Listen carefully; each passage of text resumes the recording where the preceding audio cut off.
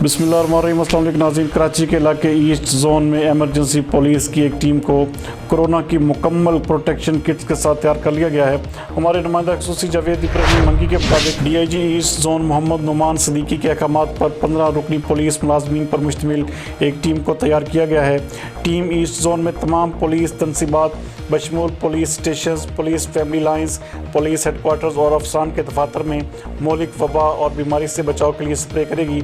East zone police corona emergency team district police officers के तलब किए जाने पर फौरी रिस्पॉन्स भी देगी, जबकि एमरजेंसी टीम को 24 घंटे की बुनियाद पर हंगामी इमदाद के लिए हमा वक्त मौजूद रहने का हुक्म भी दे दिया गया है।